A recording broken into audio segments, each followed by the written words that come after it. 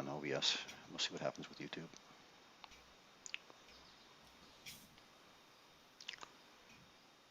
And waiting for it to connect. Don't see any video yet. Just waiting for it to connect. It's starting. There we are. So we are live right now on YouTube without clicking the live button. So we are live on YouTube, and I'm going to go live on Facebook here.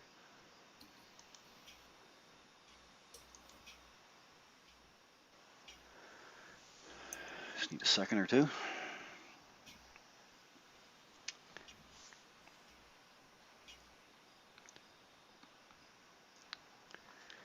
And it looks like we're up now on Facebook. Yeah.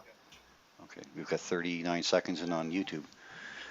Okay, folks, I guess we're here. Good evening, everybody, and welcome back to the page. It's Chris Kerwin with Astronomy by the Bay, and it's our Sunday night offering of the of Astronomy Outreach, the Sunday night astronomy show. First of all, I'd like to apologize for that first live feed that we had going on YouTube. For some reason, the YouTube studio isn't working properly tonight, or isn't working the way it normally does. Normally what happens is I can bring the live feed up, I can watch it to see how it's producing first, and then I get a moment before I actually click the go live button. YouTube has changed something, so there's no go live button here anymore. As soon as you start your broadcast software, you are live. So anyway, we are live, and I guess we're up on both channels, so it looks like we're good to go. So apologize for that, but we'll make sure we sign off officially when we're done. So folks, good evening everybody, and welcome back to our Sunday night offering of Astronomy Outreach. It's the Sunday Night Astronomy Show, live here on Facebook and on simulcasting to YouTube. First of all, I'd like to welcome back Paul Owen from Moon Shadow Observatory in Hampton. Mr. Paul, hello. Hello. Hello. And we can now welcome back Mike Powell from PFO Observatory here in St. John. Good evening. Well, good evening, Mike. And there's a Blue Man Group guy sitting down here in the corner. He's not really doing anything. He's just my extra guy, so I can have two people on. Yeah, Blue Man Group. It'd kind of be neat to invite them on. We got a roadie. Yeah. All right. So tonight we got a real mixed bag of astronomy topics for you. We kind of sit there and mishmash and decide what we're going to throw up for topics for you at different times. So tonight is going to be a start out with a little bit of a talk about what's up in space this week, as we have done in the past. Then Mike's going to offer us a look and a review of his newest find, Celestron C5, a great little scope that takes us back to a different time in the hobby. Yes, there's even nostalgia in astronomy. Paul's going to provide us with another interesting Rosanna's Fun Facts segment, and he'll provide some great information on astrophotography material for beginners. Also, got a fun little craft here for the kids to demonstrate how to tell time using the Big Dipper. So, good little project there for the kids to do. Pretty simple. We'll also be discussing a little bit about the current Perseid meteor shower taking place, and the peak dates, how to best to enjoy the show, and even how to capture some photos with photography. If you capture some of the actual meteor shower itself, and of course we'll have your wonderful photo submissions as well. And then we'll probably take a quick look at what's up in the sky the rest of the week, some of the treasures that we see that are out there right now. So pretty full show, I guess, on its way. So sit back, folks, and enjoy. And remember, this is a live broadcast. So if you have any questions about the night sky, we're happy to try and answer them for you. So I guess we'll get started with a talk about what's new in space this week. Just Chris, as well, you're kind of froze up on YouTube. Okay. You may not be now because there's a delay, but also if you could just click on your picture, okay. It's just Mike's face, that's all. Just 1 second, I'm going to see if I can improve our live feed on. Huh? It was on me. Yeah. Let me see if I can plug in direct connect to YouTube. 1 second. I'm going to try this, and hopefully that'll bring us a little bit better. Okay, I've got two cables run across my floor to my basement. A Wi-Fi adapter in my basement. One computer's on Wi-Fi, the other one's direct connected because it has a slower Wi-Fi adapter. So now I've got both plugged in direct, which should help our upload speed a little bit better, and it should improve things on YouTube. So it's a game I never really considered getting into. I like looking through the eyepiece. I don't like all this production stuff. So it's been a learning curve right along. So we'll see if we can get through it for you folks. Okay. As well, Chris, there's Dan wants to know if there was a star event at Fun Day Park this year. Okay. And unfortunately, Dan, no, there's not. Like in all the parks throughout the province, they canceled all of those large gathering type events, and so there won't be a star party at the Fun Day Park this year, unfortunately. Yeah. Yeah, that's unfortunate, but I guess we can't really help that with COVID going on. So, okay, so let's see if we can get back to where I was. I guess with a little bit about what's up in space this week. And I'm going to try this. We'll see how it works out. Let me try to share my screen here. And I guess I want to share this one. And I know it's going to do all this kind of zoom and stuff, but we'll get back past that. That was that 3D effect. That does, doesn't it? Yeah. We missed it. Let's go this way. Open with photo. Okay, everything looks good here. Okay, we're better? Yep, looks great. All right. Well, a little bit of news. The fifth prototype of SpaceX's ambitious next-generation rocket became the second of its kind to fly. The Mars-bound Starship is currently being evaluated via its SN5 test vehicle. On August the 4th, SN5 took to the skies for about 40 seconds at the company's facilities in Texas. The stainless steel SN5 rose into the air and traveled sideways a bit during the brief, uncrewed flight, which Musk had previously said would target a maximum altitude of about 500 feet. The spacecraft deployed its landing legs as planned and stuck the landing. The SN5 features a single Raptor, SpaceX's most powerful next-generation engine. The final Starship vehicle, though, will support 6 Raptors. It'll stand about 165 feet tall, and it'll be capable of carrying up to 100 people. The operational Starship will launch from Earth atop a gigantic rocket called the Super Heavy, which will have 31 Raptors of its own. Both vehicles will be fully and rapidly reusable, potentially slashing the cost of spaceflight enough to make crewed trips to and from the moon. Mars and other deep space destinations are also economically feasible. The Super Heavy will land back on Earth after each liftoff. Starship will be powerful enough on its own to get itself off to Mars and the Moon, both of which have much weaker gravitational pulls than our own planet does. So this is where we're headed. SpaceX is not only Starlink, it's also many other things. It's also Crew Dragon, taking astronauts, of course, back to the ISS and bringing them back again. They've pretty well got that contract, I'd say. Boeing is a close second, but they're having troubles with their spacecraft. But this is the one for future use to get us to the Moon and Mars. Actually, this is the one that's probably going to take about 200 people at a time to Mars. This is what Elon Musk's plan is for. So I don't think I'll be going, but you never know. If they ask me to go, I might consider it. No. Oh, why not? And zoom in a little bit. NASA's Curiosity rover celebrated its 8th anniversary on Mars this week. Curiosity landed into space in late 2011 and landed inside the 96-mile wide Gale crater on August the 5th of 2012. So 96 miles wide. That's roughly from here to Fredericton, Here in right? Moncton. Yeah, here in Moncton. Yeah. Since reaching, so you'd be driving inside a crater for that distance and maybe not even realize you're in a crater. Since reaching the red planet, the car-sized rover has detected complex organic chemicals as it travels along the dusty Martian terrain. The main goal of Curiosity's $2.5 billion mission, officially known as the Mars Science Laboratory, involves assessing whether Gale could ever have supported Earth-like life. The nuclear-powered robot has returned exciting news on this front, finding that the crater hosted a potentially habitable lake and stream system for long stretches in the ancient past, perhaps for millions of years at a time. So, happy anniversary to Curiosity. Yes. And Perseverance is on its way there now. The twin, I guess, to this one. But it'll be looking for ancient life signs in other locations. So, it's the only planet that's totally inhabited by robots. How do you like that? Yeah. And we'll end up with a final story here on, let's try to bring this one up. We're only doing a few little articles tonight because we got other topics to cover, but take a look at that one.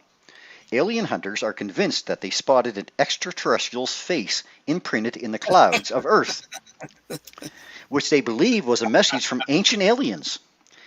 Footage shot from the International Space Station appears to show two Van Gogh-style faces appear in the clouds in quick succession. Prominent alien hunter Scott Waring believes the faces are a result of a telepathic alien creating the clouds using their thoughts. Now, Mr. Waring wrote on ET Database, quote, the first fast look human-like, the second looks bird-like. They look like they were made by Van Gogh using powerful swirls of clouds to form them. NASA is using the infrared filter over the camera, making it purple in color. Quote, that first face, just amazing, guys. I believe it was made by an alien whose thoughts were so powerful that his telepathy accidentally created the form he was thinking about.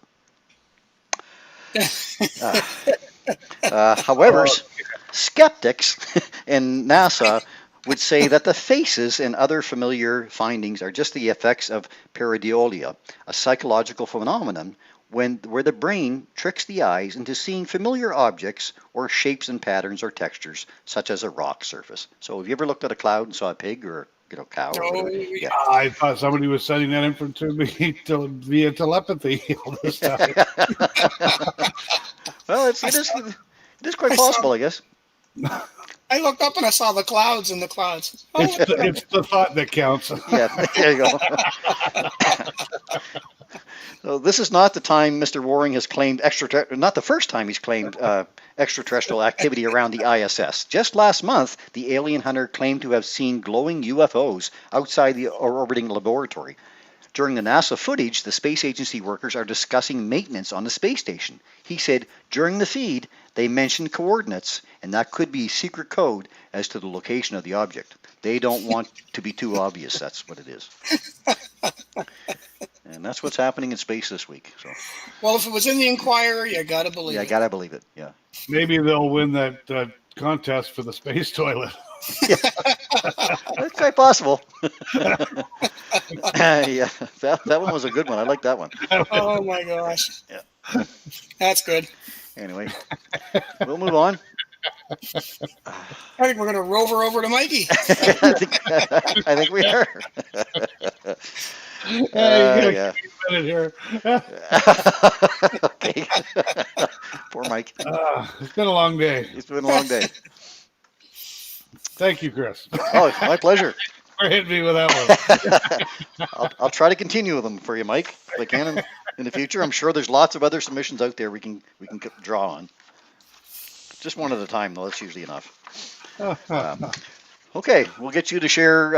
I guess you don't have to share your screen. We're just gonna highlight you so that you're on there. You're not really sharing any data. Well, I am going to share a screen too. Okay. So Okay, you go ahead. can highlight me and I'll share the screen at the same time. Yep. I did want to talk about a new to me, as in used, telescope that I got from my very small collection. And it's the Orange Tube C5, one of the original Celestron Smith-Cassegrain telescopes. I'll show you mine after I'm done, but I did a little research. It's quite interesting, some of the information that I come up with or found on the C5. We'll just start by showing a picture here. I'll share my screen, pull this up. You should see there it is. C5. A pretty picture of the C5. Beauty. So we are seeing choppy video, I guess, on YouTube. All right, okay. I will talk slowly. Well, it's pretty good there. It's not choppy now because we just got one picture.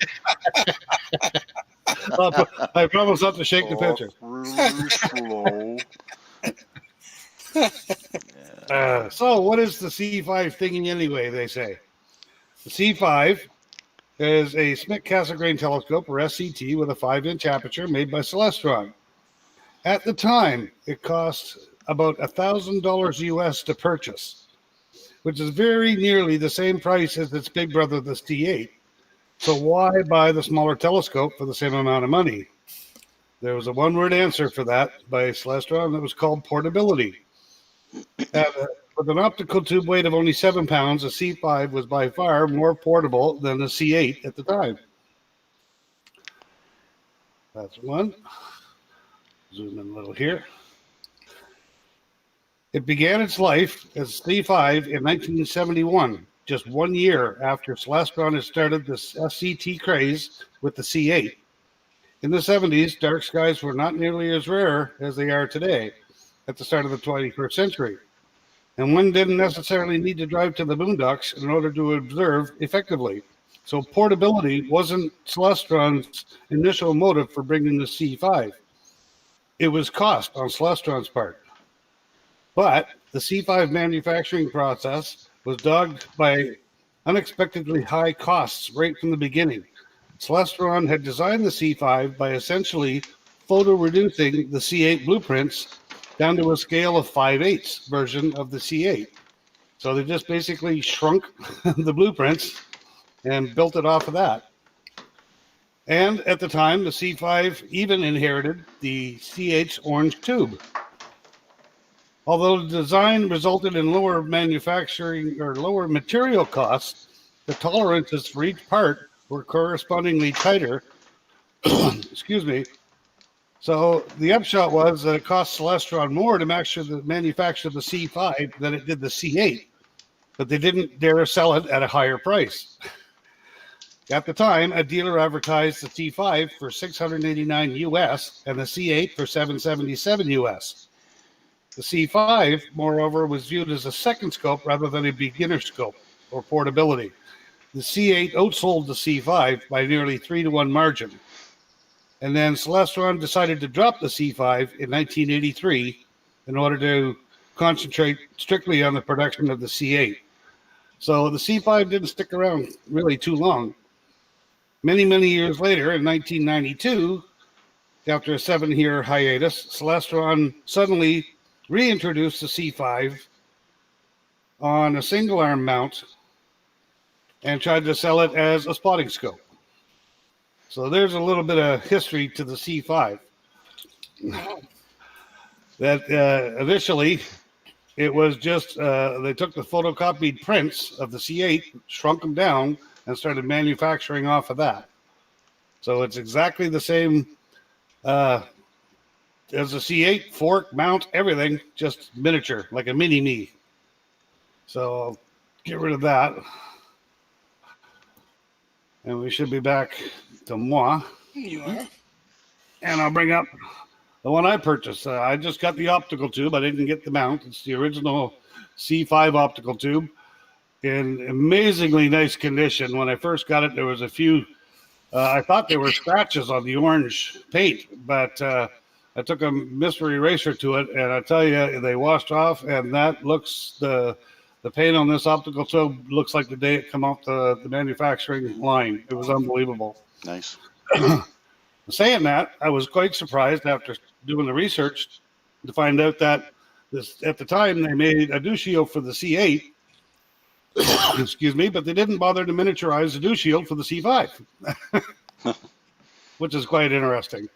Anyway, this one here, this optical tube is in really, really nice condition. Wow. 5 inches of aperture. You can see the corrector plate is all in really good shape. The primary mirror, there's no moss or what do you call it, fungi growing on it. There was one little tiny mark on the side of the secondary mirror, but it has nothing, no harm visually at all when you look through the scope. It's like it was never there. When it was deforked, they did a really nice job. You didn't scratch it up. Whoever deforked it, they took good care of it. They just unbolted it and it popped off. And they made a custom mount down here to put a Vixen bar on. It's nice, but I got a funny feeling it's going to have a tendency to wobble a little bit. So I'm going to build another one for the front, almost like a riser plate, because nobody makes riser bars for a C5. They make them for a C6 and a C8, but obviously nobody made them for the C5. So I'll invent my own set of risers, and I'll put a Vixen bar on it so I can use it on my SE mount or, any of my go-to mounts. Surprisingly enough, because of the size, and all they did was shrink down the C8, the optics on this turned out to be exceptionally well. The views were crystal clear, and people started using this scope for astrophotography. they were putting their refractors away and using this particular scope for astrophotography. So I was, kind of chuckled at that one because right now, the EDs and the APOs and triplets and stuff like that, back in this day, they were only doublets. But they were saying that this was giving better views than the refractors were for photography. What's the focal length, Mike? What is the focal length? I thought it was 1200, but I don't think it is. Yeah, 1250 millimeter. 1250. Okay. Oh, yeah. Okay. Nice. F10. So that's what it is. It's just literally a shrunken down version of the C8. The other neat part about it is what they did not shrink down was where the visual back goes on. This will accept 2-inch visual back and 2-inch eyepieces as well. Nice. Oh, nice. So for the eyepiece is going to be half the size of the scope. But what a neat little package. I mean, you look in this end or you look in the eyepiece with a 2-inch on it. I don't know, but I just so happened to go through my goodie box and I found from the 1970s an original Celestron 90-degree diagonal, and I think I've got one of the original eyepieces from back in the day as well that kind of go with it. And this one I want to mount on top of my Orange Tube C8. So then I got the matching pair. And if anybody's watching the show, I am on the lookout for an Orange Tube 90. So if someone has an Orange Tube 90 that they might be looking to part with, that would finish my collection off of my 3 optical tubes that are in the Orange Tube category from the 1980s. Nice. But what a nice little scope. For portability, it's fantastic. You know how much I use my 6. I got to find absolutely. Might take its place. So could you not use a set of reflector rings for that? You can. They're 140 millimeter rings. I just don't like the look of it. I like the idea of having a riser. Yeah, risers and a bar on there. And it's just, my own opinion. I don't like the look I have in the clamps on it. Yeah. Have you had it out for first light yet, Mike? Or I have, just to check collimation. I basically stepped it out on my, the deck of my garage here, looked up, and the stars seemed to be nice and pinpoint. Of course, I'm shaking a little bit. I rested it on the rail around just to take the shake out of it, and it looks like it's collimated pretty good. I might have to give it a little tweak, but it won't be very, very much at all. Oh, that's awesome. Nice little scope and clean. It was taken care of by the previous owners, and it's going to be taken care of here for sure. It's a nice piece to my collection. Absolutely. Nice to see it. 5. What's that? Be nice to see it out on the field. Oh, well, you'll see it. We'll bring her out for sure. Yeah. Perfect size. Nice grab and go scope. Yeah. Now they have this 5-inch. They have the 5-inch Omni and the 5-inch just SCT that is on a Vixen bar. Yeah. They brought them back out in the 90s again, and then they actually cut them off for another 5-year hiatus, and then brought them back out in the late 90s. So I think it was 92. They brought them out for a while, and then again in 2003 or something like that, they started bringing it back as a scope instead of a spotting scope. Yeah. Okay. It's a neat history behind it. Awesome. It does.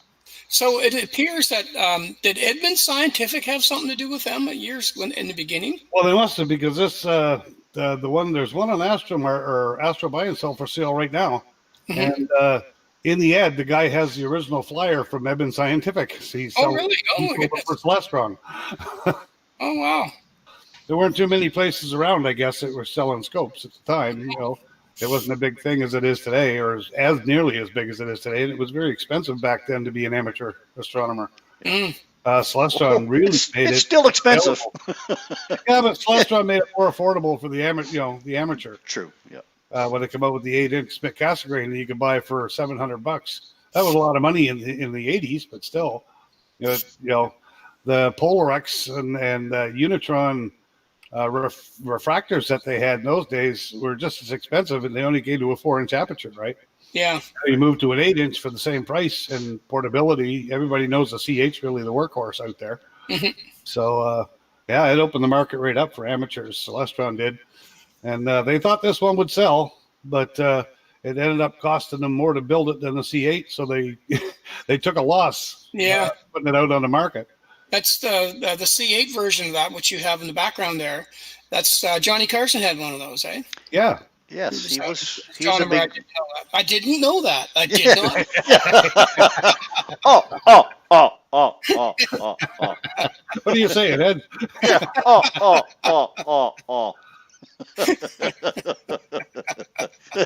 Yeah, I was pleased to jump on this one when I saw it. That's a fantastic We one. won't tell the funny background story behind it, Paul. Yes. Oh, go ahead.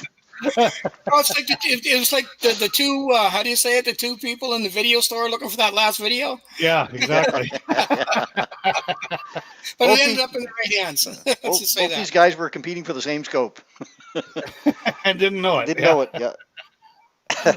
Yeah, I'm glad you got it, Mike, because it's perfect for your collection. Sure No, is. I couldn't resist. I just like a kid in the candy store. Ooh, C5. And I was at work. I'm going, please answer before I get home. So, Great Oh, stuff. All right. Thanks, Mike, for that. And we're going to go to, well, we got photo submissions. Paul, do you want to do a Rosanna segment, or do you want to do your segment about astrophotography first, or where would you like to start? whatever you decide, I'm good. I'm good for either. Okay. You want to do photos first? That's fine too. Okay. Let me. speaking of photos, right Mhm. behind me, the C5 would be perfect for those two. Yeah. So let's bring that up. Like, who has noticed in the background of Mike's shots every week? Mike does a little bit something different with his images in the background. So we may set up a little contest on that to decide who has noticed what in each week. Now, what you can see different, I guess, with this week, I guess, is pretty obvious. But on previous weeks, it's been a little bit difficult to try to find the little something that has been changed in the background. So. Find Waldo. Find Waldo. Was that what it's called? I think Where's that's what they Waldo? call it. Yeah. Where's Waldo? Yeah. There's Waldo. Yeah. I think the first time you guys picked it off was Darth Vader's cape moving. Yeah, there you go. Right. Yeah. The hands on him. That's right. Oh, there, Jeremy says that's one of the first things I look for in the show. Hey, cool, Jeremy. Yeah. Paul, maybe if you could do your astrophotographer a little bit there first, as I get set up for the Rosanna's fun facts. My issue. Okay. No. Yeah. I'll do something. Bringing us Sure. online. What I'm going to do, actually, I'm going to do the Rosanna segment first. Okay, one second. I get. Yeah, that's what I was saying. Try not to do that first because I'm not ready. He doesn't listen. No, okay, He I'll doesn't do that. listen. Does he, Mike? This show has been pre-recorded for your viewing pleasure. Yeah. All right. Okay. I'll do that. I'll do what you. How's that? Okay. So what I'm going to talk about tonight, and relatively briefly, is for those folks who are out there that want to take some time and learn how to take pictures of the night sky. It's not as a daunting thing as you think that it could be if you have the right material.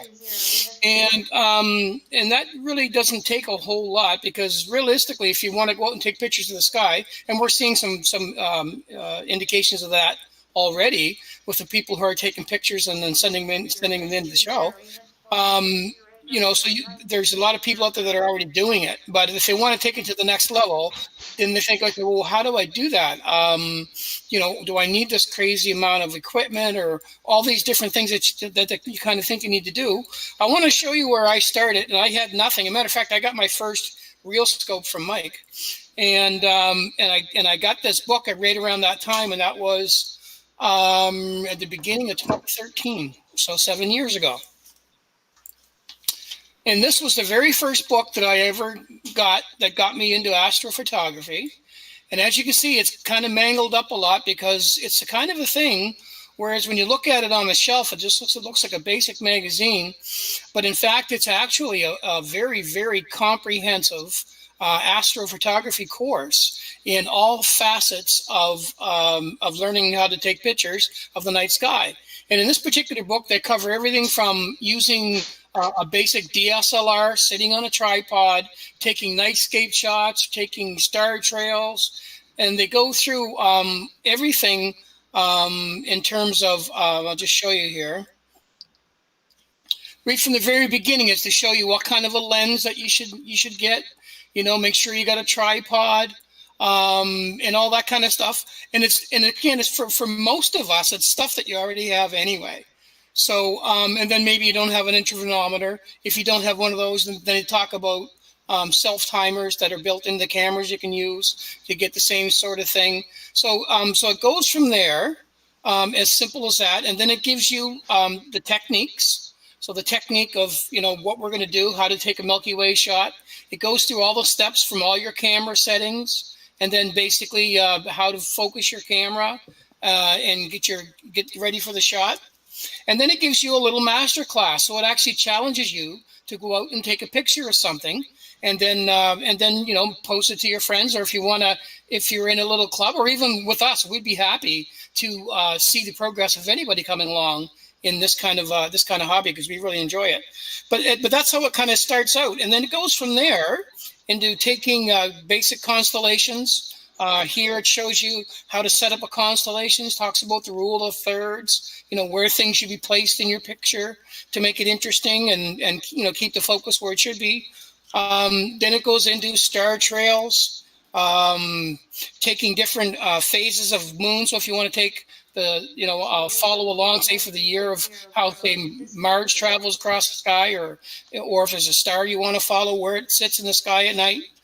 And then it gets into the software.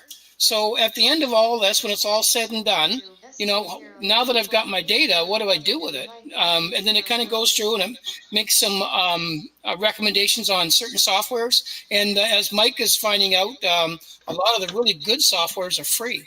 And so then it gets into the moon and all the equipment, lunar stuff.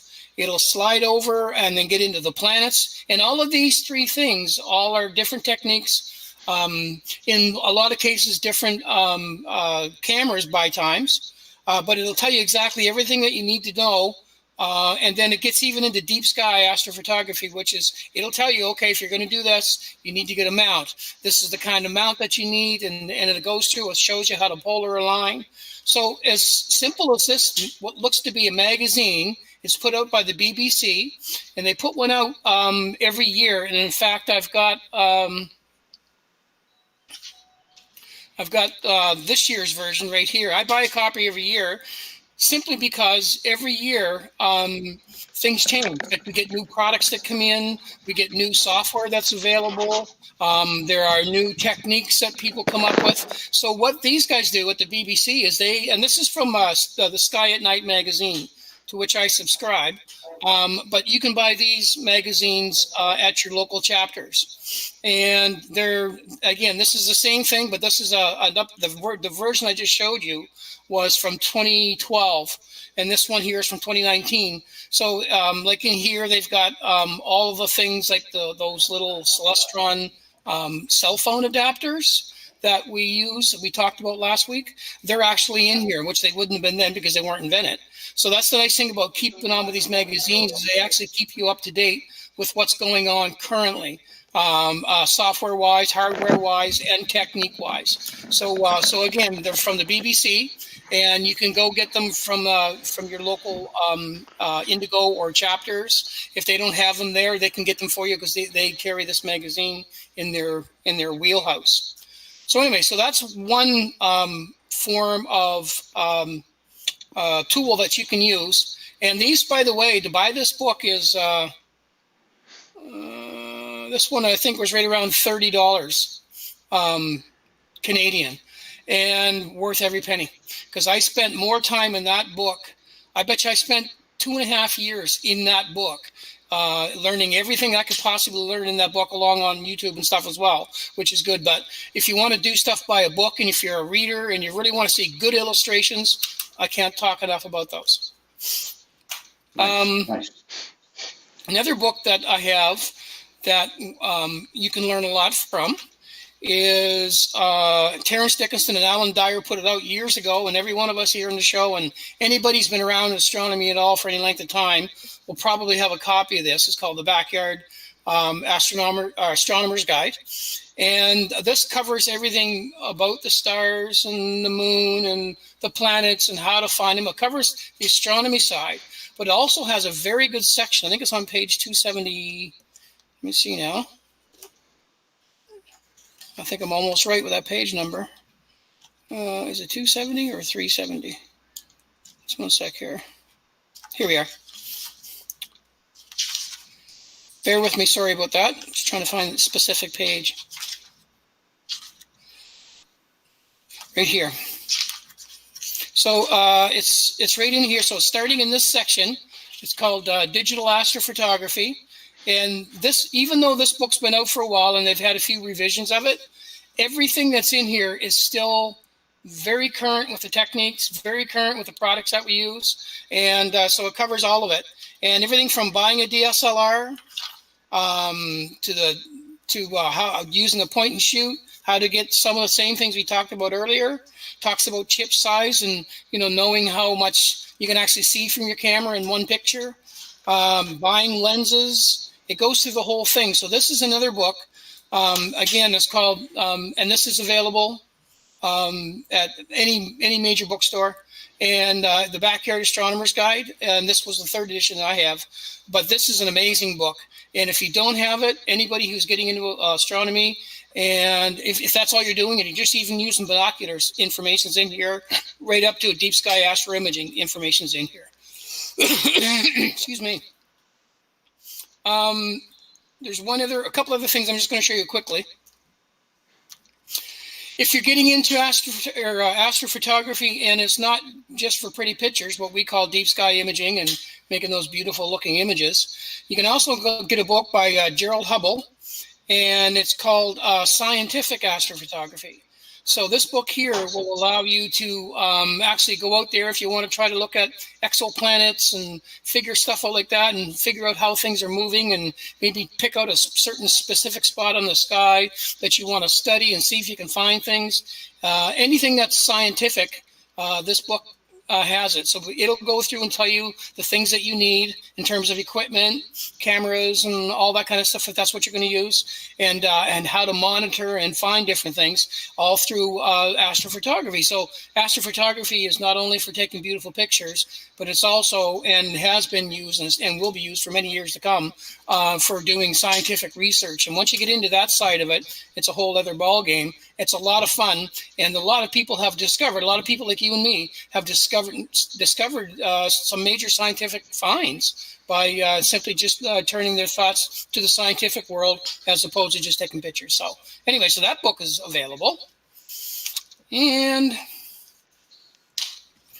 there are courses that you can buy, and this one I recommend probably more than any of the beginner courses that I've done. And this one's called A Beginner's Guide to DSLR Astrophotography. And this one is put out by, I think this is, Jerry Rodriguez. And he's got a whole series of DVDs, and that's what's actually in here, that you can buy. And this one will take you through how to focus your DSLR, determine the correct exposure, how to get gorgeous astro photos with just a lens on a tripod, shoot the sun, the moon, the planets, all of it. He covers everything in that particular course. And if you're getting into this and you do have a DSLR, no sense going out and buying a whole bunch of new equipment and new cameras when this book or this thing here will actually guide you through a ton of things you can do just with your DSLR. And he talks about modified DSLRs and stuff like that, which again, you'll learn as you go through it anyway. But at this stage of the game, that's an excellent course for anybody considering doing even photographing from a tripod. Tons of stuff in there. Then there is a fellow named Damian Peach.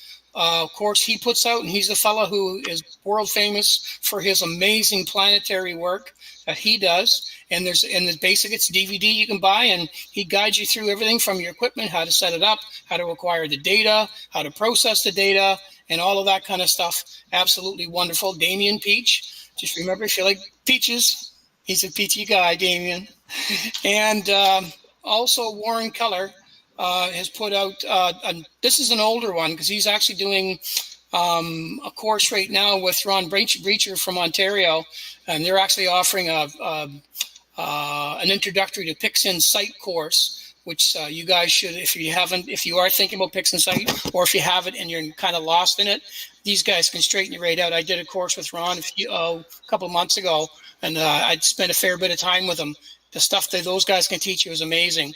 Anyway, Warren Keller had put this out, and this one was image processing for astrophotography, and basically the foundations of what you need to know about how to process. So there's one thing is acquiring data if you're going to do deep sky imaging, but then there's a whole other sector, which is how do you deal with the data that you have and turn it into something that's, that's really, really great to look at. And so there's videos based on just that alone. So so that's some of the the books and courses that are available. And the other thing, of course, is to go on YouTube. If you go on YouTube, there are probably 5, maybe 6 really popular folks on YouTube that strictly do YouTube videos based on astrophotography. And they are sort of guys like us, just normal folk that just got into the hobby, learned how to do it, and take you right from the beginning steps right on up to some advanced stuff. And the beauty of going on YouTube and subscribing to their channels is every video they've done from the beginning, which is a lot of beginner stuff, are all on their channels. So you can look at Chuck Ayub, Chuck's Astrophotography. The guy's fantastic, a funny guy, you'll love him. Trevor Jones from Astro Backyard, a guy, he's super popular, and you'll see why if you watch his videos. Then there's Dylan O'Donnell from Australia, Star Stuff, does wonderful videos, covers a lot of really good stuff. Amy Astro down in the United States, Amy does some really, really great stuff. And who else? Ray's Astrophotography. There's a few of them, but once you get on to talking or watching their videos with those folks, they have a YouTube channel. They have also web pages. And if you have questions, they get back to you. They're every one of them are very, very supportive of what they do and what they show and offer on their YouTube channels. And again, if you're just getting into it and you want to learn those basic things, just basically look any one of those names up that we talked about, and then then all of their videos will come up, and just basically look for a video that's suited to where you are at the stage. Click on that video and start watching. Their personalities are fantastic. They're good teachers. Nothing is over your head. These guys are just straight down the road, simple folk just like us, and they guide you along with the path with their easy personality. So, anyway, having said all of that, that's just kind of where I wanted to start with some materials and some ideas as to where to get started in your journey in astrophotography, whether it's a camera on a tripod or if you already have a telescope and you want to know what to put into the scope in terms of a camera and how to use it, and far beyond that again. So that's my story, folks. Excellent. Thanks, Paul. Thanks for all that information. Paul. All right. Thanks for all that information. Yeah. Are you hearing me on your speaker? Are you hearing me on your speaker? I'm hearing you. Yeah. Why? Like I say, Paul, there's nothing more satisfying than looking at that first photograph you take after looking at an eyepiece and you photograph something. It's just incredible. Oh my gosh, yeah. You're going to show some of yours tonight? I don't know. They might be in the list. I don't know. Sure. I hope so. I hope so. We'll bring them up. I agree, Mike. I remember, I've told the story probably a few times, but I remember the very first thing that I saw with that telescope I got from you, and the very first thing I took a picture of was Andromeda, and it was a green blob. But it was the most fantastic green blob you ever seen. I was so, as a matter of fact, I posted it, and if you go on my Facebook page, that green blob is still there. Yeah, right on. I left it there because I was so proud of that. That was just unbelievable that I actually was able to take a telescope, point it to the sky, and get something. Yeah, yeah. It's crazy. Yeah.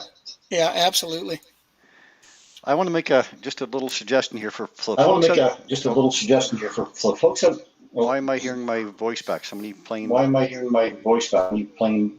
Somebody get their speaker open? Somebody get their speaker open?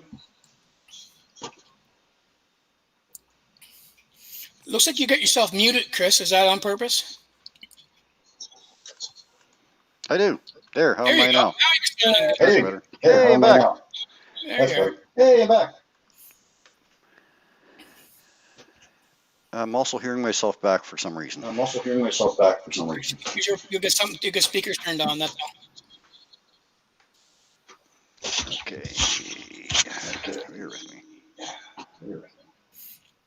If you're listening back on either of YouTube or Facebook, it'll be feedback if the volumes are up on those forums. Yeah, I'm still here. Yep, I still hear here. you.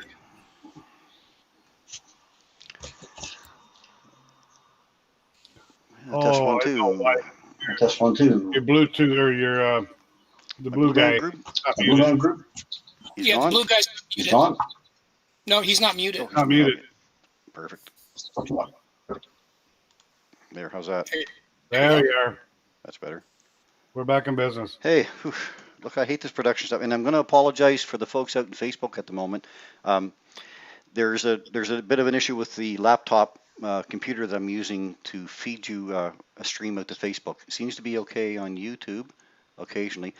And folks, I apologize for some of the episodes here. I've lost connection. We've been frozen. We've had some glitches along the way, and it's mostly related back to the two laptops that I'm using to broadcast this program. Um, there is a third-party software available that allows you to broadcast to two different streams at the same time. And I'm not really convinced that that's going to be the way I need to go, but certainly the two laptops that I'm running are taxed to death. They're both Windows 10, but they're still having issues feeding this live stream out because I've got so many things happening here. I'm accepting a stream from Mike, I'm accepting a stream from Paul, sometimes a third person. Each laptop is running OBS software, so they're collecting that data, and then one is restreaming it back out to Facebook, one's restreaming it back out to YouTube, and then between all of this, we have a Google Hangouts call. So, and then I have about 8 windows open right now on my main laptop of photo submissions and This Week in Space and presentations, that kind of thing. So these laptops are really not designed to be doing the job they're doing. So I have two desktops on their way to take their place. And I think the biggest issue here is really overheating with these laptops. So I hope you can bear with me for just a little bit longer. When they do arrive, I'll be setting them up purposely for just this program so that we can get our broadcast issues out of the way. And I can start to relax and enjoy myself again instead of having to look at 4 screens and making sure that the feed is going properly. So I do apologize for those out in Facebook land tonight that is a bit choppy. Seems to be YouTube is running along pretty good, but we'll get the bugs worked out. It's only taken us almost almost a year now. We're poor. We don't have money to buy things. We spend our money on eyepieces and outreach instead. We're still you in film. Yeah. Chris, could you mention what we're going to do with that? With the book? With the We're book? going to do, we're going to do something. So, well, Emma says, so if we see smoke, big problems and overload. Yeah, that's true, Emma. I mean, that hasn't been the first time that's happened, but I mean, I'm an astronomer, an amateur astronomer who likes to show people stuff through the eyepiece of the telescope. I'm not a production guy, as you can probably tell for sure now. But this has been fun, but I'm trying to get these other issues out of the way so that I can try to relax and try to host and enjoy the show along the way as well. Because not only am I trying to watch 2 laptops and 2 monitors, which are broadcasting back to me the program, and I'm seeing right now that Facebook is a little bit choppy right at the moment. I think that's an OBS software issue at the moment. But anyway, I'm trying to see your comments as well. I'm trying to host the show, trying to see what section goes in next. So this is it's a very exhausting evening. And I want it to be more back to fun again. So this should improve hopefully very soon. So just if you can bear with me, I appreciate that. Chris, when you talk, the blue guy comes up on YouTube there. So I think we're resolved. We're clear now. Yes. Yeah. I see. Yeah, that's the other thing. When I see I'm watching the stream going out, but there's a 6-second or so delay before I can see your comments and stuff coming back. So, all right. Patricia says, great info. Don't sweat the small stuff. Okay. We'll do our best. Maybe photo submissions then, I guess, maybe next. Sure. And then Paul will do your Rosanna's fun facts right after that. So let's go to a few photos. Just going to need to share my screen here. And while you're doing that, I'll just make mention that next week, we're going to be giving away this book, called Astrophotography. Take your night sky imagery to the next level. And it's kind of like the books that I showed you in the beginning. And this one covers all of that stuff. So right for the beginner, the novice, this is an excellent book. And all we ask you to do is whoever submits some pictures, like we always do every week, but submit some of those who really want to learn about taking photographs maybe to the next level. And we're going to draw for this next week for somebody. Okay. Yeah. Get back to where I was here. Back to the show. Oh, video call ended because of an error. You guys still there? We are. Yeah. See, there's the problem. That we're here? No, not that you're here. That you're here on one channel, but you're not on the other. So, 1 second. We're still on Facebook. You're still on Facebook. It's dropped on YouTube. So, Yeah. hang on. Yeah, hang on. My goodness gracious. If I can find this back to where I need to be. I'll get us back on. Oh, yes, absolutely. Join hangout call. He hung up on us. Now, where are we at on YouTube at the moment now? There's my video call back. I'm watching YouTube right now. Okay, so we're just going to wait. You should see the error pop up. There we go. There we go. We're back. Okay, we're still live. Okay. So we just dropped, we dropped the call on YouTube, but we're back, I think, right now. Yeah. We got the blue eye. We don't have a camera on Facebook. Oh, boy. What's going on tonight? Somebody in hacking us, are they, or what? Yeah, I know. Oh, those Russians. Yeah. There, how's that? You can hear. Okay, that was Trudy. Yeah. So we're You want to be back on. All right, we want to be. Where am I not on there? All right. No, not seen a picture yet. We'll have to turn them to red because the Blue Man Group's already taken. Yeah, it is. And matter of fact, I got a set of drumsticks here that I got given from the Blue Man Group. Oh, really? I'm not sure Yeah. why he's not Cool. offering that. You know, there's a whole bunch of different Blue Man Group bands. Were you playing the blues? If you've ever seen the Blue Man Group, there's like I think there's like 6 or 8 different groups of them because they play all over the world and they can't obviously be in one place at the same time, 2 places at the same time. So they have a series of different people because they're all dressed up in blue, so you don't really know who they are anyway. Right. And and they get a whole bunch of them, and they just all dress up and they all go do the same show, but you don't know really who you're actually seeing. Yeah. Yeah. Yeah, it's a production. It's amazing. Oh, it's unbelievable. Have you ever seen them? You got your video back, I think, Chris. I have once, and they were awesome. I saw them in Toronto. Oh, just unbelievable. Yep, you're back up, Chris. Okay, well, I'm back up on both. Okay. Yeah, I've had to change some things on Facebook going out.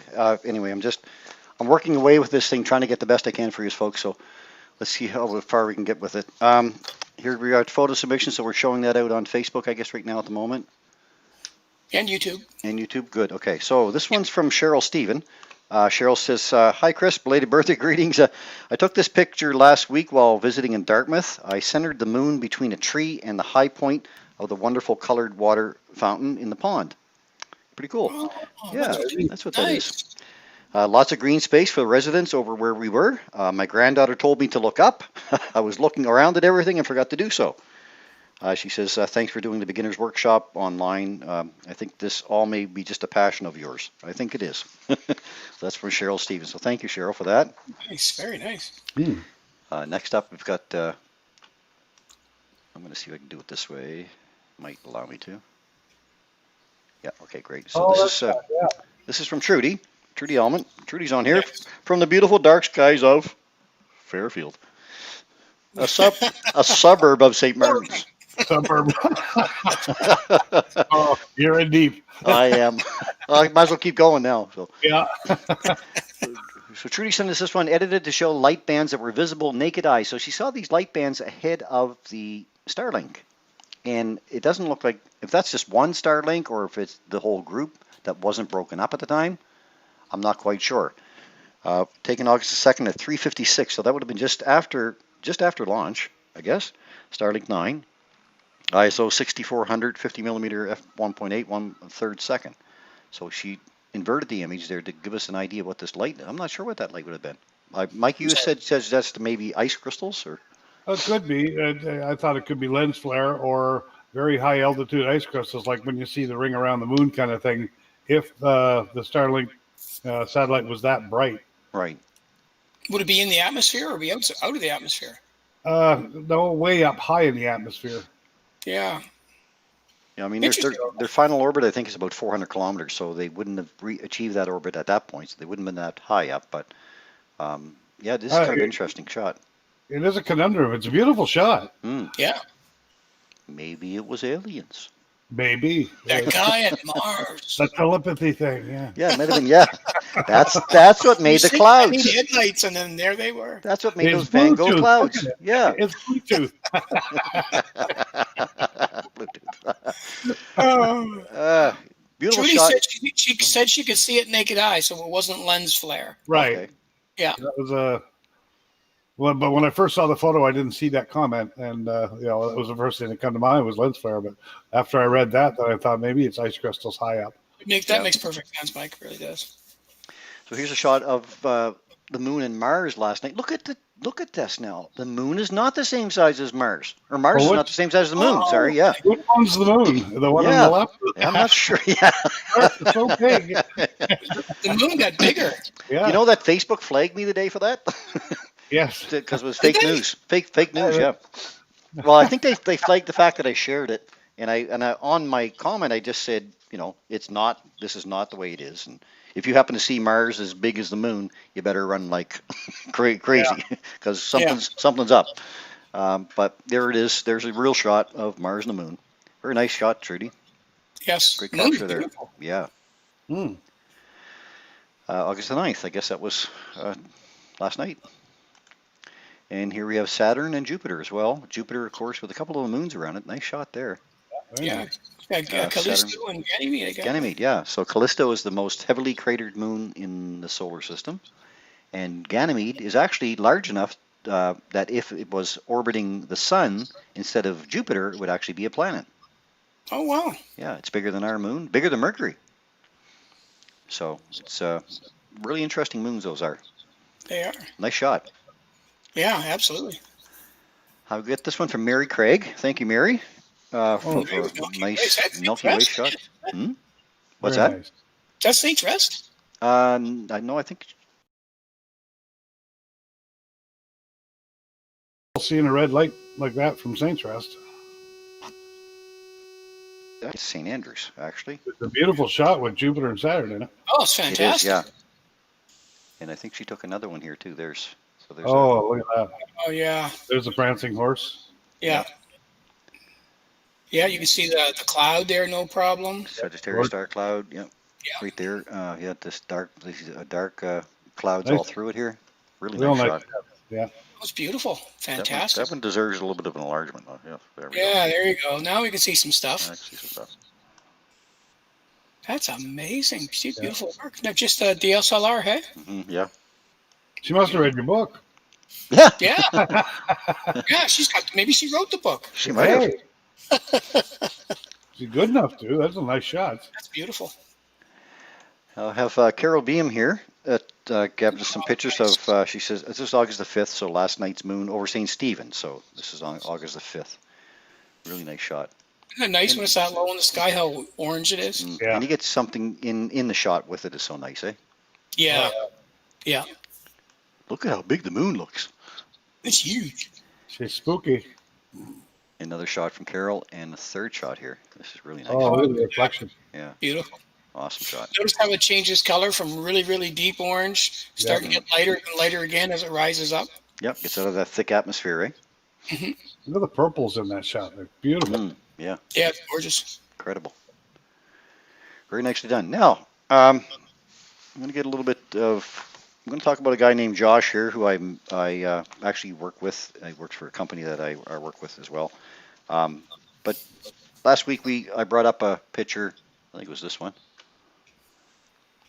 That showed a couple little girls Oh, yes. with a couple Yeah. of books there, 50 animals that have been to space and 50 things to see on the moon. And I had a donated telescope to me, so we did a little bit of work on it and redonated it again. And there's the reason why I'm going through this little bit of a talk. But anyway, they've been having a lot of fun with this little scope over the last week or so. Had it set up out on their deck, and young fella. Yes, sir. He's got Antares in his hand. He does have Antares. He has Antares in his hand. Yeah. And there's Josh with his daughter looking through the eyepiece very intently. That's awesome. And his other daughter with covering the eyeball, see, making sure that you only get the one eyeball there. Yeah. But they were very careful to try not to touch the telescope because it does shake a little bit. I mean the smaller scopes. So Josh was actually so convinced that he was in the direction that he wanted to go that he went out and bought himself one. All right. Sure, 8-inch. Yeah. Yeah, so he got himself a Skywatcher dub. We talked a lot about what to purchase and how to go about it and stuff. And I want to be sure that his kids saw those. Let's just go back to because I know his children are watching the show tonight. And they said they would, and they were really excited to see that picture up on. But anyway, Josh went out and bought himself a Skywatcher scope. He sold I think a crossbow or something and saved and put some money towards it. And he's hooked. He said once he saw Saturn through the small scope and his kids got to see the moon through it and stuff, he was very excited about it. So he bought himself a scope and some eyepieces. And it doesn't end there. Yeah, I know. Is that his picture? That's his picture. Yeah, through that little scope. We got him now. Nice job. Isn't that nice, eh? Yeah, we got him now. So he did that. A photo through the scope, and I gave him a little eyepiece adapter today there to try to hold us because I mean this is just handheld, right? So Yeah. did very well for handheld. Oh, did a beautiful Yeah, job. really. Yeah. So those are the photos I have for tonight, and of course, if you You want can to show send, yours, Mike? yeah, Mike, just bring up yours. I gotta find them. Let me send up this one first, and I'll just so that if you want to send in your photos, please send them in to Sunday Night Astronomy Show. And it's all one word, Sunday Night Astronomy Show @gmail.com. And we love to put them up on the show. We enjoy getting a look at what other people are taking pictures of, and it's always a fun little part of this segment of the show. And don't forget, we're going to draw next week for that book. And we are going to draw next week for that book. Yes, for sure. Okay, so let me go back to stop sharing. All right, I'll throw. Hang on a sec. I'll get rid of these so I don't hang up on the show. Done in the past. Share a screen here. Yeah, you're going to share your screen, Mike, just a sec. Too quickly. This first one was tinkering around with Andromeda the one night that I had clear when I was off. Then, of course, Oh, look at that. after I stacked it all up, I noticed an artifact that turned out to be a piece of dust on one of my filters. That turned out to be this little dot here. It's not an alien. It's not a face. But I was pleased to get that shot. Like I was just trying to do some subs and stacking them before the clouds came in, and I was quite pleased to draw out that much information out of the photograph. Oh, my, look at the planes and the core and both other galaxies and the stars look wonderful. It would have been nicer without that black dot in there, but anyway, Yeah. it's getting there. Like I said, every time I text you, it's getting there, Paul. Look, Yeah. That's Dark Nebula. That's Dark Nebula, that's all. the other one's here. I was really pleased with this shot of the M27, pulling the green out of it and the red, and the stars were relatively pinpoint. That's when I asked you, I was taking shots, Paul, and asked you, how many do I stack? And he said, at least 30. I got the 18 and the clouds came in. Yeah. Those colors are beautiful in that in the nebula. Yeah, Nice reds, and they got that nice blues, greenish going on. All kinds of detail on the stars in the center of it. as you zoom in and it starts to smudge out, but wide field shot. I was real pleased with getting that shot of M27. That's friggin' great. Unfortunately, it's in that spot in the space where we're not supposed to be shooting, but Yeah, some kind of bird or something. yeah. So anyway, that was the two shots that I had to show. So Those are fantastic. Mike, Yeah. now, did you use Sharp Cap for those? yeah, they were all done in Sharp Cap, and then I brought them in, transferred them from the observatory up here to the top of the garage and just played a little bit in with GIMP using the photo software to see if I could pull some of the detail out. Yeah. Oh man, those are great. Like I said, getting there. It's a work in progress always. Awesome. It Awesome. always is. It never stops. You start with that first, blurry picture of the moon that you took through the eyepiece, and then it works its way up, and it never stops. And it's always a tinker more. Yeah. Yeah, absolutely. Yeah, it becomes a fever. But it's fun. It's a fun fever. Oh my gosh, there's nothing like it. Yeah. Nothing like it. Yeah. Okay. Thanks, Mike. Well, I get on the chair here. Sorry. Okay. That's not my photograph in the background of the Milky Way, by the way. I gotta look at that. That spans across 3 monitors up here. I'm just going to take a second, share one thing here. Hopefully I can get myself clicked on the other one as well. As I share, I get 2 pictures of Paul up there. Okay, that's why. Twins, yeah. What I wanted to Notice do. the hat, folks. Notice the hat's back on. Yeah. And we got the cup to go with it. Pretty hard to Well, miss. Happy mug. you're hoping for a cup to go with it. Yeah, that's right. That's right. Okay, what I got now is this little project. And it's for kids, of course, or it's for adults too. Why not? Yeah, I built one. Why not? This is called a star clock. And it prints out on one sheet of 8.5 by 11 paper. I was just kind of looking around. I found this on the internet yesterday. So what it does is that it allows you to tell the time based on the position of the Big Dipper. And all you do is take this page and you print it out on a piece of 8.5 by 11 paper. I'm going to show you my little flimsy use of it. Hang on, I'll stop sharing here. But what I'm going to do is I'm going to put the link up later on to show people. Like I'll put the link on the YouTube video comment section, and I'll put it up on Facebook as well. And I might even show it again on Facebook just how to do it. But anyway, what I ended up with was this page printed out. Are we bringing that up? I guess we are. Yeah. Yep.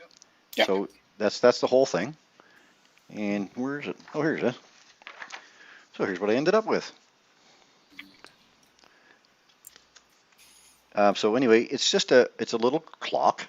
Just raise it a little Where's bit. my higher. camera? There we go. There you go. There we go. But I'm not right in this. Yeah, I got 2 cameras on the go here. Hang on. Oh, goodness gracious. What an evening this has been. I'm getting to this one. That's where I want to be. I'll have to click on. There we go. Okay. So all you do is you turn it around to the month that we want to be in. So we're looking at the month of August. Turn the dial around so that August is at the top, and then you turn this dial around to you at the right time. So if you turn it around to say, we'll turn it to 10 p.m. Actually, what we do is we put the month at the top. Sorry. Then we look at the Big Dipper outside, and we see what kind of shape the Big Dipper is in at the moment. Is it upside down? Is it with its handle down, or right side up? And then we take that and we correspond it over to a time. So month at the top, turn the dial till the Big Dipper matches up to what you see in the sky, and then that'll give you your time. And you add 1 hour to the time, of course, for daylight savings time, and it would be the actual reading if it's not if it's back to standard time. Oh, that's very cool. So yeah, just kind of a neat little project. I wasn't really fancy about it, but if you put it on a hard piece of cardboard, it tends to hold better until the humidity gets really high in your house and it kind of goes. Which is what it did for me. But yeah, nice little project for the kids to make. Pretty simple to do, and teaches them how the constellations rotate around Polaris. Of course, Polaris is in the center. So That's pretty neat. So if you use that for a few years, just for fun, you'd be able to look up in the sky and be able to tell the time it is. exactly, yep. And I guess that might be how sailors or stuff. Of course, they would use the stars. They would navigate using stars. Yeah. You'd have to put a strap on it and wear it like a watch. yeah, you could. Yeah, I guess. What time is it, Chris? Oh, I'm not sure. I'll take it later.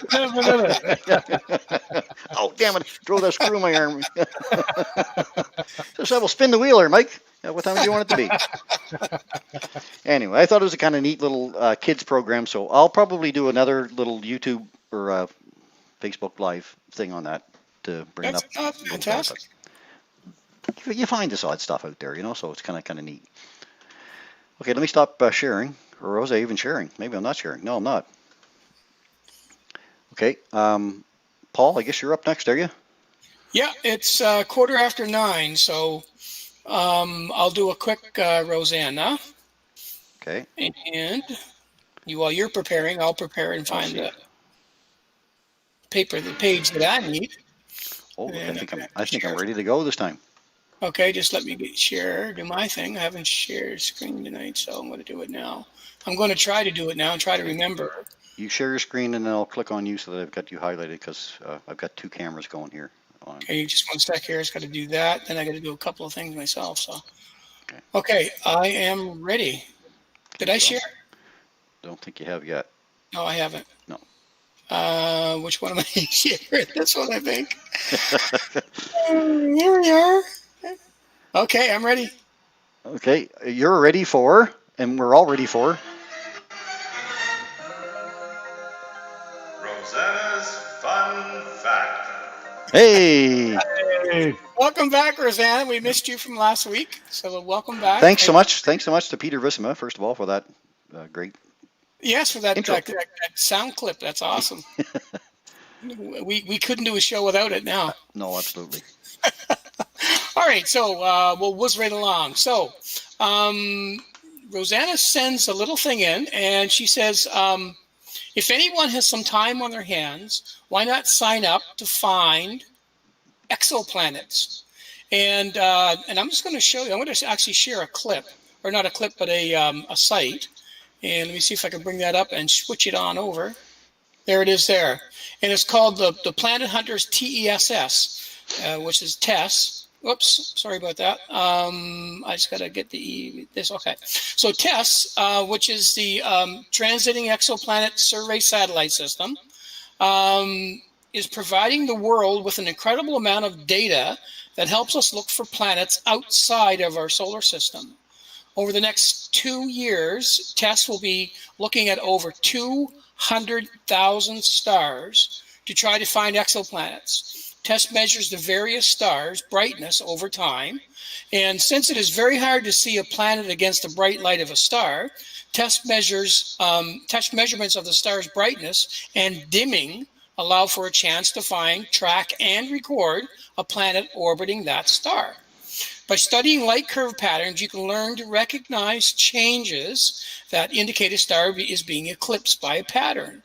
So there is so much data being sent back that they need help reading it all. It is easy to sign up and volunteer to help to study the light curve patterns. So you can actually be a volunteer for NASA. One of our club members here in St. John, Amelia West, volunteered as a pre-teen to help classify Eagle galaxies. So they also have the same sort of program launched out there for galaxies. So those who want to do some scientific things that we talked about earlier, why they have everything all set up for you. You just got to want to be a part of it. Go on their site, register, get hooked up. And I'm just going to scroll down a couple to show you what she means by the curve. So what happens when the planet goes in the face of a star? Then you'll see this little arrow here, and the planet goes in the front. When that happens, that light line that you see there, which is registered light coming through, will actually take a dip. And when that takes a dip, that means that something is impeding that star for that period of time, unless the star itself has if it's a pulsating star or has some variation to it in the nature of the star. Well, those patterns happen in a different time frame. So, but planets go by relatively quickly. So, but the star has to be orbiting between us and, or the planet has to be orbiting between us and the star. Because if you look at this face on, you would never ever see a transit because the planet's going around the star. But it has to be edge on, so that when we're looking at from our perspective to that star, then that planet will go in front of it. And when it does, as you can see down here with this illustration, it'll make a pattern. And watch the line again, nothing in front of the star. And that little thing is going to go. Now the star is coming back, that little dot you see, and watch the pattern up here. See how it drops? So basically, this is the kind of thing that you would be looking for in all those kind of all those kind of stars. There's tons of information on here to get you into what there is that they're doing. And if you want to sign up, there's the team, there's results, frequently asked questions. And here is the site right here, Planet Hunters, TESS. And it's just www.zoonuniverse.org, and it'll take you right to here. So that's basically what's going on. And Rosanna says this would also look great on your resume. So that is this week's. This week's. Bum, bum, Uh-oh. bum. You're muted, Chris. Am I- That is this Yeah, week's. wait, hang on. That is this week's. And it's still not playing. Rosanna's Fun Stuff. Thank you. Boy, could this get any better? Could this episode get any better, guys? You know, we're going to have a blooper reel here coming out. That's going to be, everybody's going to want to buy it. Yeah, 1995, and if you buy now, you get 2. Just pay shipping. Can I let that go without acknowledging that? Probably not. Oh, yeah. Anyway, we did our best. We did our best. That's right. That's all you Oh, can do. I'm glad this show's going to be over. Oof. Did I tell you guys I was on vacation this week? So You are. I am, yeah. And I was going to do the show anyway, and I'm kind of glad we did, but in one way, I'm not really sure anymore. Well, folks- change the name to Astronomy Zoo. The Sunday Night Astronomy Comedy Hour, maybe. Yeah. Oh, well, we're still working through bugs, folks. But again, we're amateur astronomers who love showing people through the eyepieces and talking about stuff. It's not broadcasting is not our way, so it's not my way anyway. And I think I've certainly proved that to everybody so far. So anyway, what we're going to do now is sign off for the evening. So I think I'm going to myself clicked on the right view here. I guess that's me. I guess that's me again. So in closing tonight, again, of course, we'd like to thank all of you for your continued support here. Remember, we do love getting your photos. Again, you can send them to sundaynightastronomyshow@gmail.com, and we will put them up on our broadcast. We also like to ask you that if you enjoyed the content here tonight and you have joined us from YouTube, please consider giving us a like and subscribing to our channel.